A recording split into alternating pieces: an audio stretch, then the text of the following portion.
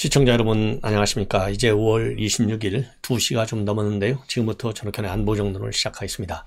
맨 먼저 말씀드릴 내용은요. 지금 이 검찰총장이 자리를 빈 지 오래됐어요. 그러다 보니까 이번에 검찰총장 직무대리를 하고 있는 이원석 대검 차장검사가요. 사상 처음으로 기억의 벽을 찾았다고 합니다. 이 기억의 벽은 이제 말하자면 직무수행 중에 사망한 이 검찰 구성원들의 넋을 기리는 그러한 곳이 이 기억의 벽이라고 합니다. 서초동 대검 청사 안에 있는데요. 역대 총장들 한 번도 여기를 간 적이 없다고 그래요. 자, 그런데 지금 대검 차장 검사가 이 기억의 벽을 대검 간부들 몇 명을 같이 수행을 받아서 갔는데, 이 자리에서요 말하자면 몇 가지 지시를 했는데, 우선 기일이 되기 전에 유가족들에게 꽃을 보내드려라. 그리고 주변에는 헌화할 수 있는 꽃병을 갖다 놓아라. 이렇게 지시를 했다고 그래요. 자, 이거는 이제 김호수 총장 때 만들어진 이 공간이라고 합니다. 기억의 벽. 그래서 처음 이제 방문했다. 제가 말하자면 추모의 뜻을 표했다. 이렇게 말씀을 드렸는데, 이거 말고서도요, 이원석 차장검사가 여러 업무 지시도 많이 하고, 각 지청에 동료 전화도 많이 하고, 이렇게 하고 있다고 그래요. 그러면 왜 이렇게 기억의 벽을 처음으로 갔느냐? 그 얘기는 지금 검수완박으로 인해서 검찰의 사기가 지금 땅에 완전히 떨어져 있잖아요. 그리고 너무나 이제 총장이 오랫동안 있다 보니까 지금 손에 일이 잡히지 않는 거예요. 그래서 조직 분위기를 다잡는 차원에서 이 기억의 벽도, 기억의 벽, 여기를 찾아갔다. 그래서 빠른 시간 안에 조직을 빨리 활성화시켜서 제대로 된 수사 권한을 지금 가지고 있는 수사 역량을, 사건에 대해서는 수사 역량을 제대로 우리 국민들한테 보여줘야 될 것 아니겠느냐. 그래서 갔다. 이렇게 해석이 지금 내려지고 있습니다. 자, 그 다음에는요, 이제 요즘 청와대가 이제 개방이 되다 보니까요, 이런저런 비하인드 스토리들이 많이 나오는데, 최근에 청와대에서요, DJ 때, 노무현 때, MB 때, 박근혜 때, 문재인 대통령에 이르기까지 5명의 이 대통령을 보신 요리사 이 천상현 씨가요, 이 언론에 출연하면서 이런저런 이 비하인드 스토리를 많이 지금 밝히고 있어요. 자, 그 중에서 몇 가지 지금 현재 뉴스원 TV 유튜브에 나와서 밝힌 내용을 보면요, 누가 제일 인간적으로 기억에 많이 남느냐, 이런 질문과 관련해서는요, 똑같이 참 모셨던 대통령이 있는데, 그래도 인간적으로 제일 많이 남는 분은 노무현 전 대통령이다. 그건 뭐 자기만이 아니고 다른 사람들도 마찬가지일 것이다. 그러면서요, 잠시 목이 메어가지고 말을 잇지 못하기도 했어요. 자, 그러면서 대통령이라는 자리, 권력이라는 자리를 스스로 많이 내려놨고, 그걸 나중에 우리 국민들이 알게 됐는데, 노무현 전 대통령은 주방에도 막 들어왔는데 대통령이 주방에 들어오기가 쉽지 않다. 당연하겠죠.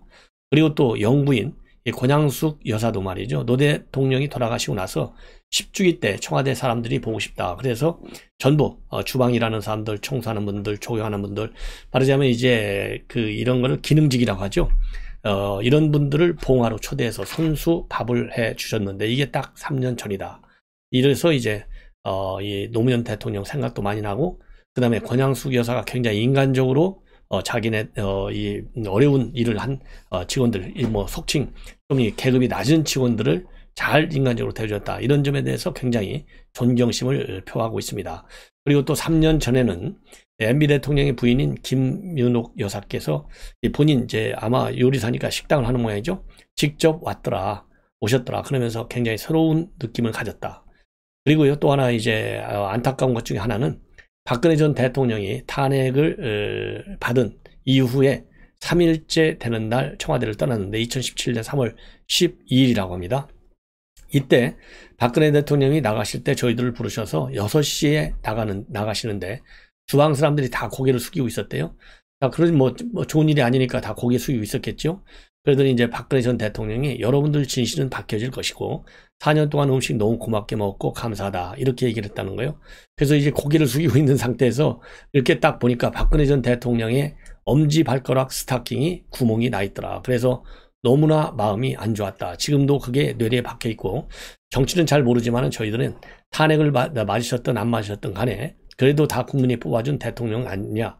저희한테는 진짜 소중하고 제게 제가 음식을 해줬던 주군인 거다 이러면서요 상당히 조심스럽게 평가를 하고 있지만 나름대로 의미 있는 그러한 기억을 우리 국민들하고 공유하기 위해서 이런 얘기를 한 것 같아요.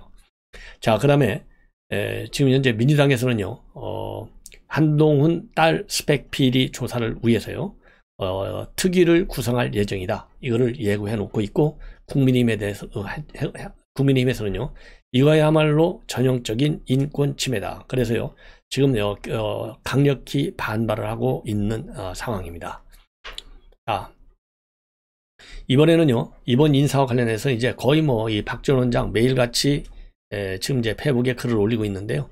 이번에는 인사와 관련해서 지금 어제 이제 경찰 인사, 그 다음에 검찰, 최근에 그러니까 검찰, 경찰, 이 세무 관련 공무원들 전부 인사가 있었잖아요. 기관장들. 이렇게 인사와 관련해서 상당히 비판적인 지금 시각을 내놓고 있어요.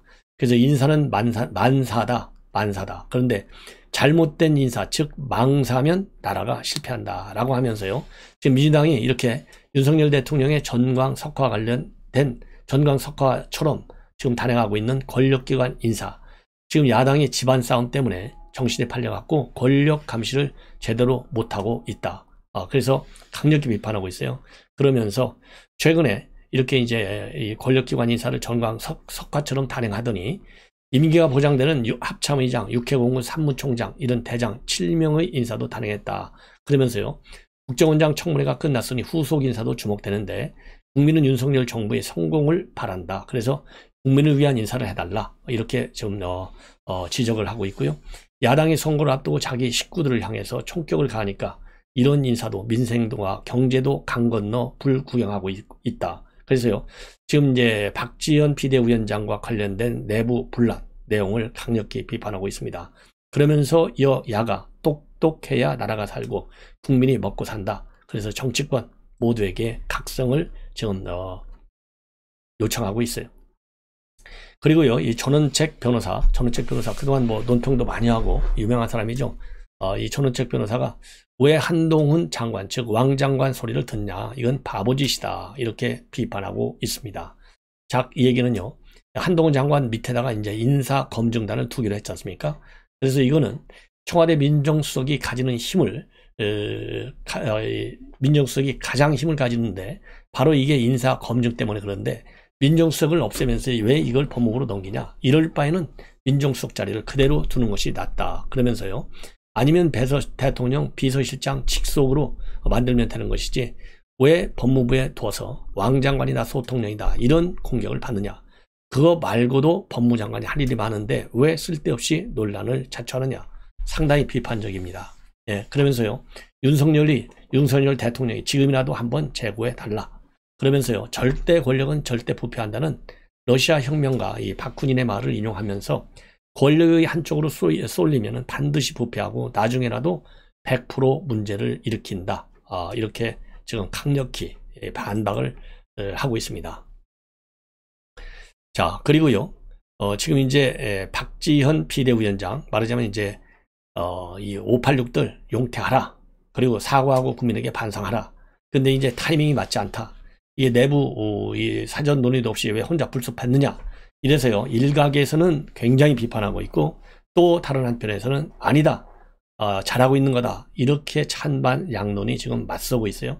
그러다 보니까요 지금 이 당 게시판이 난리가 나가지고요 당 게시판에 별도로 이 박지원 비대위원장의 비판과 관련된 코너를 별도로 한쪽으로 다 모아놨다고 합니다.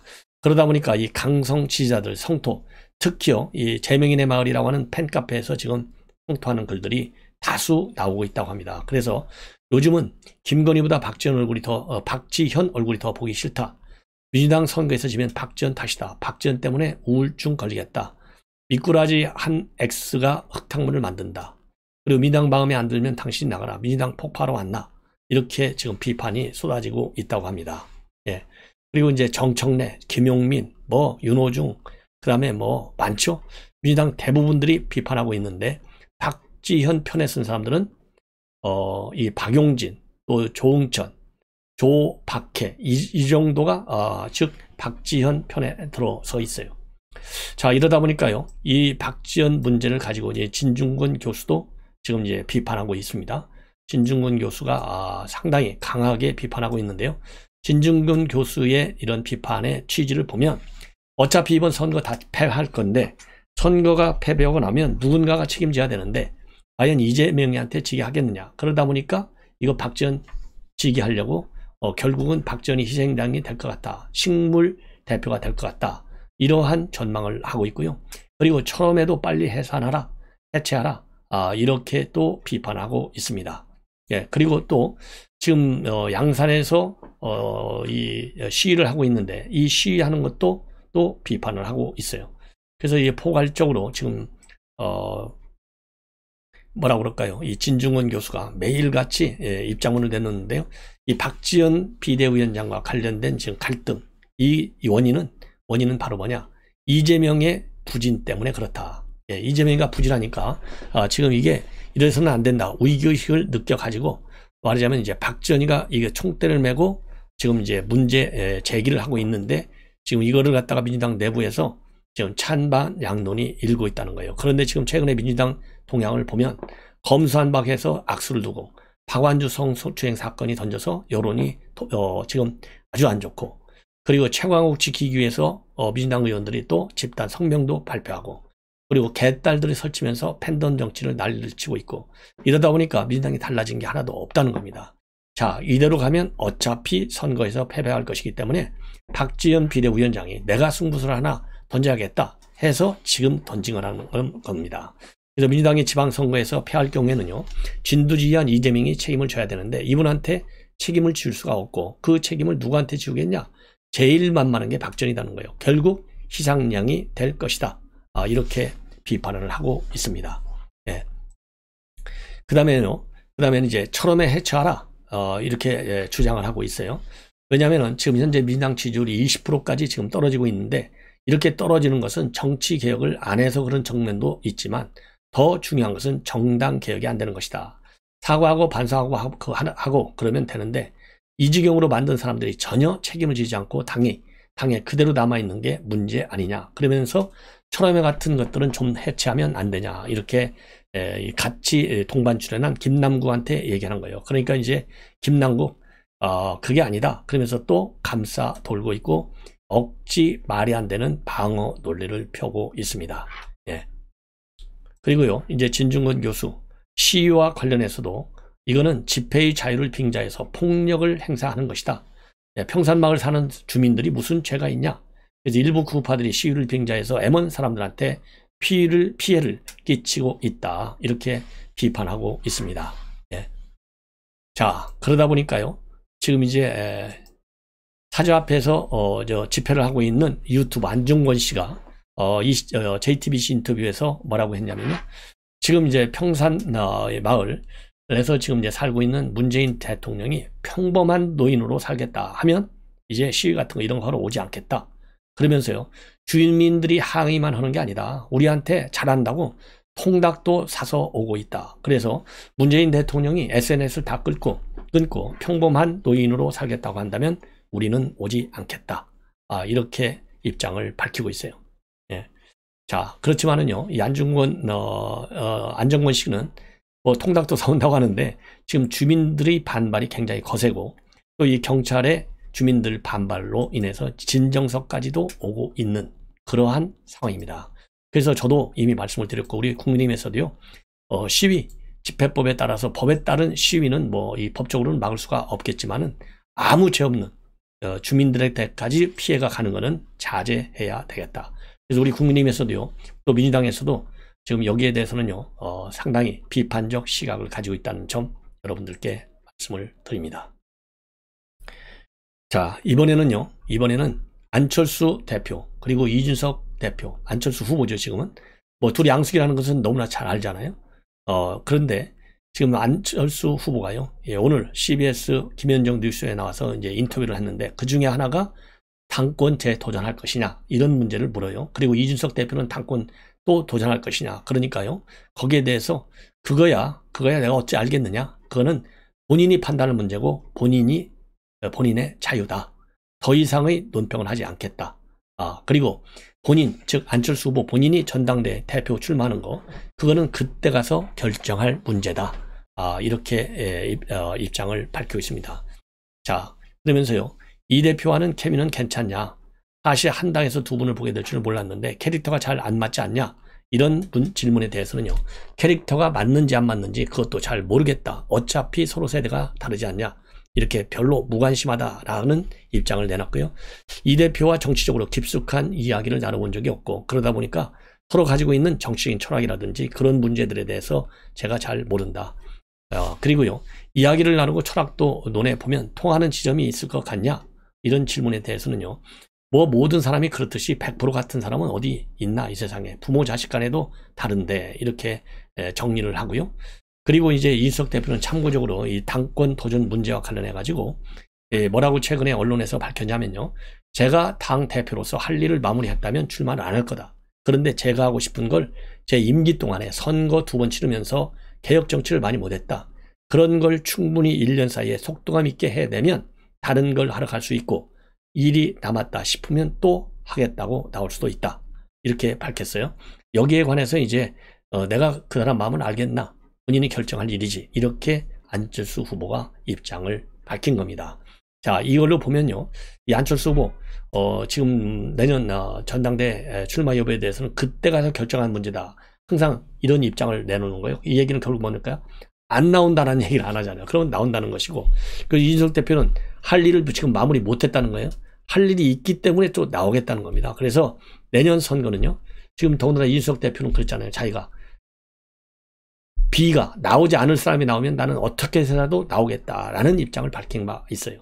그래서 이준석 대표와 그리고 안철수, 내년에 둘이 당 대표 선거에서 일전 불가피할 것으로 보입니다. 자, 시청자 여러분, 이것으로 본 방송을 마무리하겠습니다. 대단히 감사합니다.